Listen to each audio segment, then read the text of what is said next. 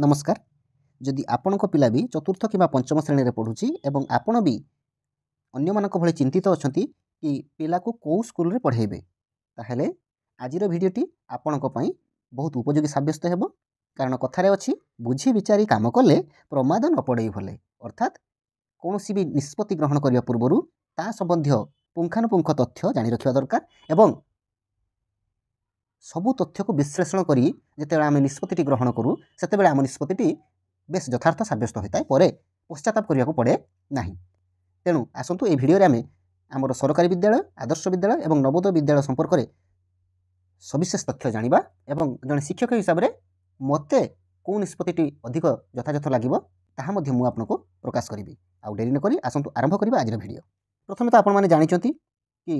जो सरकारी स्कूल आपनको गाँव में अच्छी ताहा होची Odisha state government Adarsh Vidyalaya state government किंतु नवोदय विद्यालय होची सेंट्रल गवर्नमेंट। जदि आम दूरता देखा ताहले सरकारी विद्यालय मैक्सिमम 1 ରୁ 2 किलोमीटर भितर आप पाइबे। आदर्श विद्यालय जेहेतु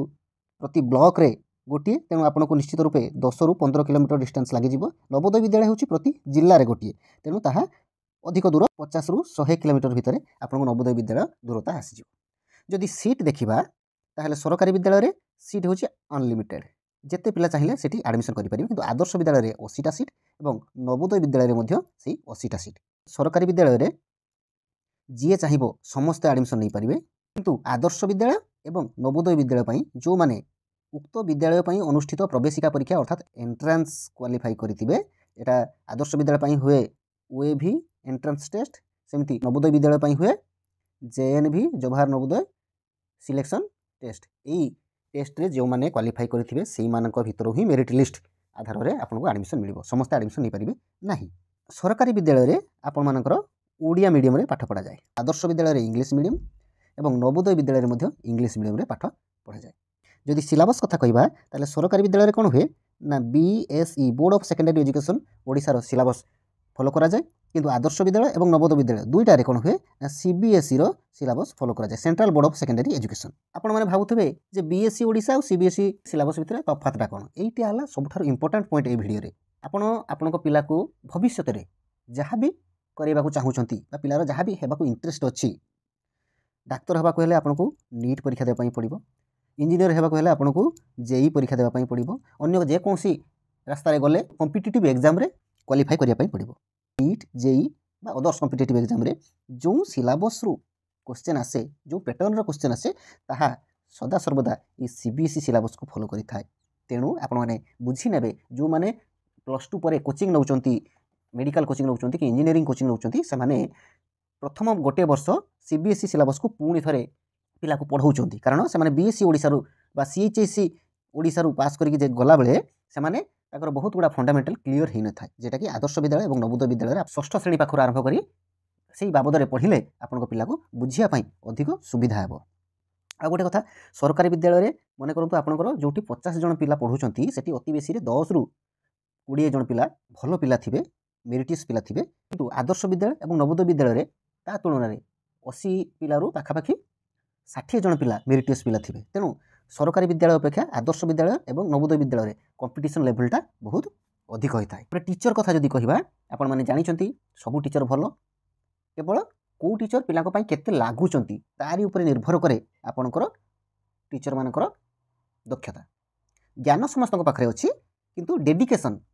उत्सर्गीकृत मनोभाव पिला कहा पाखे केते अच्छे। तो जड़े टीचर हिसाब से मुझे टीचर को भल कौ टीचर को खराब कही पारि ना। तो आपंकर निर्भर करे। बहुत सरकारी स्कूल अच्छी जोटि बहुत भल भल शिक्षक अच्छा तेणु आपण जो स्कूल बाबद को जानवा चाहते से स्कूल पिला पचारे से पिला माने ही आपको उत्तर दे पारे जे स्कूल टीचर केते भल अच्छा केते खराब अच्छा। तापर इनफ्रास्ट्रक्चर कौन बिल्डिंग पाखर आरंभ करी क्लासरूम पाखर आरंभ करी खेल पड़िया पाखर आरंभ करी सब गुड़ा पर्यंत जेहेतु एबे 5T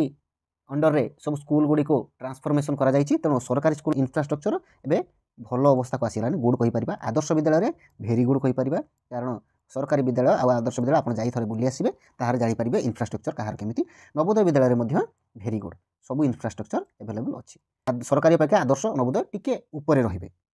हॉस्टल फैसिलिटी जदि कहबा सरकारी विद्यालय रे हॉस्टल नाही। आदर्श विद्यालय रे हॉस्टल अछि जदि किछि स्कूल रे हॉस्टल है ना ताहले सेटा बाय द बाय काम चली जेहेतु आदर्श विद्यालय होची गोटे नुआ कॉन्सेप्ट बहुत दिन है ना यहाँ तेणु स्कूल बिल्डिंग एवं हो सारी एवं हॉस्टल काम चली किसी स्कूल रे हॉस्टल जो पुराना स्कूल हॉस्टल हो सारी नुआ स्कूल गुड़िकर हॉस्टल एवं निर्माणाधीन अवस्था अच्छे नवोदय सबुथ हॉस्टल एवेलेबल अच्छी आउ गोटे इंपोर्टाट पॉइंट होची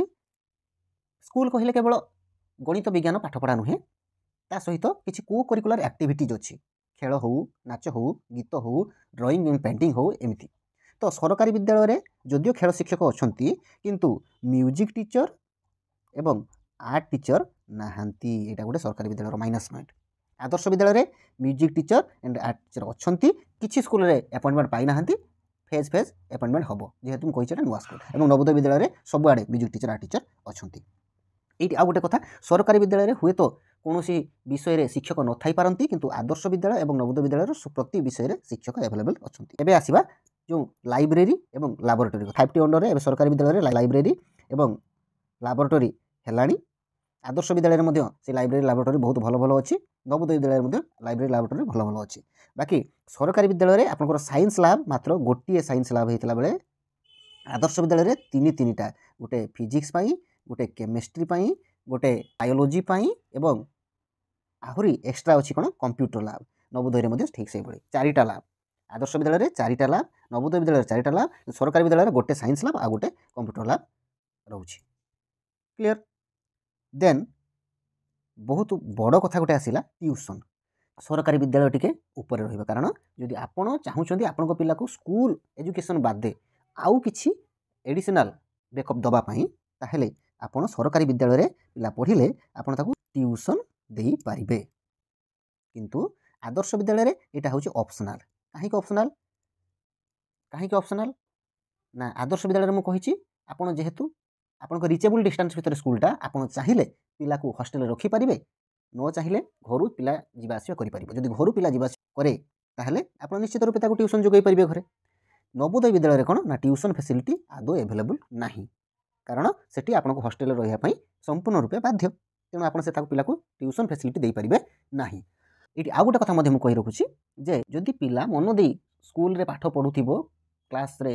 टीचर्स को कथा शुणुथिबो ताहले ट्यूशन बाध्यतामूलक तार मध्य किछि माने नाही जदि आपनकर पिला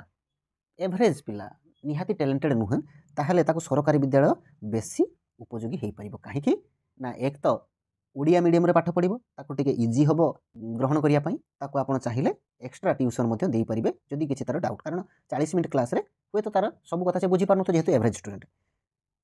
आदर्श विद्यालय को पिला को भल हबो बोथ एवरेज पिला एवं टैलेंटेड पिला दी जनक पई आदर्श विद्यालय भल हबो काहे की कहूची ना एटी एवरेज पिला पई मध्य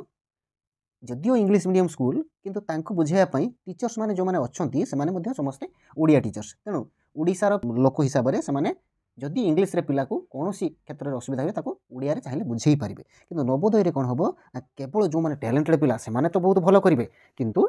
जो माने एवरेज पिला से माने टिके धीमे जिवे कारण से टीचर्स ऑल इंडिया लेवल रे टीचर्स हुए तो किए ओडिया बुझुतबे किए बुझी पानु तो पिलार कोठी दुर्बलता रहिला कोठी पिला बुझी पारला नै सेटा निबा पई हुए तो तांको असुविधा हेई पारे एटा हला कथा शेष रे सबुठारु बड़ कथा जे सरकारी विद्यालय एवं आदर्श विद्यालय दुईटा जाक गवर्नमेंट ऑफ ओडिशा अंडर आसुथिबारु गवर्नमेंट ऑफ ओडिशा रो पॉलिसी अनुसार जो मेडिकल इंजीनियरिंग पाठपढ़ा रे 15% रिजर्वेशन ए पिला मानकु मिलिबो जो माने सरकारी स्कूल दशम एवं द्वादश पास करिथिबे आदर्श विद्यालय मध्य दशम द्वादश पास करथिबे पिलांकु 15% रिजर्वेशन मिलिबो किंतु नवोदय रे ताहा मिलिबो नाही कारण ताहा ओडिशा गवर्नमेंट रो स्कूल नुहे एटा गोटे बहुत बड़ डिफरेंस तो एइटु आपण माने जानि पारुथिबे जे आपनको पिला कोठी पढ़िले आपनको पई भलो हेबो तो मु कहिथिली मो मतामत देबी जे यदि आपनको पिला एवरेज पिला ताकू मातृभाषा माध्यम रे पाठ पढ़िया सुविधा हेबो आपण ताकू सरकारी स्कूल रे छाडंतु जदि पिलार टैलेंट अछि ताहले आपनको पाखरे दुईटा ऑप्शन अछि गोटे हला आदर्श गोटे हला नवोदय एई आदर्श एवं नवोदय भितरु मु प्रिफर करिवि आदर्श विद्यालय को एइथि पई प्रिफर करिवि आदर्श विद्यालय रहिले कोन हबो ना ताहा आपनको रिचेबल डिस्टेंस भितर रहिबो पिला को आपण चाहिए हॉस्टल रखि पारिबे चाहिए घर जीवा आसिया करि पारिबो घर जीवा आसिया करि पारले पिला आपनको नजर भितर रहिबो आपनको नजर भितर पिला रहिले पिला केते डेभलप कला किबा बदमाशी करूची पाठ पढुची कि पढु नाही ता ऊपर आपण फोकस करि पारिबे एवं आपनको गाइडेंस भितर रखि पारिबे किंतु नवोदय रे वंस पिला चली गला माने आपण मासको मात्र 2 थर ताको भेटी पारिबे पिला सिटी हॉस्टल रही पाठ पढुची कि पढु नाही कि बदमाशी करुच्ची कि अमनोयोगी होउची ताहा आपनक पाखरे जानिबार कोनोसी स्कोप रहिबो नाही। चाहिले भी पिलाकू आपण एक्स्ट्रा ट्यूशन देई परिबे नाही, एक्स्ट्रा फीडबैक किछि देई परिबे नाही। तेणु आदर्श नवोदय भितरे मु आदर्श को प्रिफर करिबि एथि पई जे पिला केवल आम पई गोटे मनी मेकिंग मेसिन नुहे, सी होउची गोटे कंचा माटी। ताकू पाठ भी जेतिकी दरकार, ताकू बापा मांकर स्नेह श्रद्धा मध्य सेतिकी दरकार। नवोदय के पढ़ी गला परे से आपनठू दूरेई गला, तापरे केबे भी से आपन पाखु फेरी आसीबनी, कारण तापरे उच्चतर शिक्षा हेउ कि चाकरी हेउ कि अलग जेकोसी काम हो से बाहर ही रही गला। जो तार कैशोर समयटा जो टीन एज कथा कहूचे, जो थी कि बापा मांकर गाइडेंस बापा मांकर स्नेह श्रद्धा सबठू अधिक दरकार, सेतिकी बेले जदि पिला आपन पाखु दूरेई गला ताहले पिला उपरे आपनकर प्रभाव बेसी पड़ी परिबो नाही, बा पिला गोटे भलो मनीष तयारी होबारे हुए तो कोठी ना कोठी अभाव रही जाई पारे। किंतु आदर्श हेले सेतिरे कोनोसी प्रॉब्लम हो नाही, कारण पिला को आपण स्नेह श्रद्धा भी देई परिबे, तार सीबीएसई कोर्स रे इंग्लिश मीडियम रे ताको पाठ मध्ये पढ़ी परिबे। तो एई थिला मोर मतामत। तेणिकी आपण आपणको पिलार गार्डियन, आपणको पिलार मालिक, आपण कोउटा को भलो भाबंती बा कोउटा को खराब भाबंती तद अनुଯାयी डिसीजन नेबे। जदि आउ किछि डाउट थाए ताहले आपण कमेंट रे पचारि परिबे। वीडियोटी शेष पर्यंत देखिथारु समस्त को धन्यवाद। जय जगन्नाथ।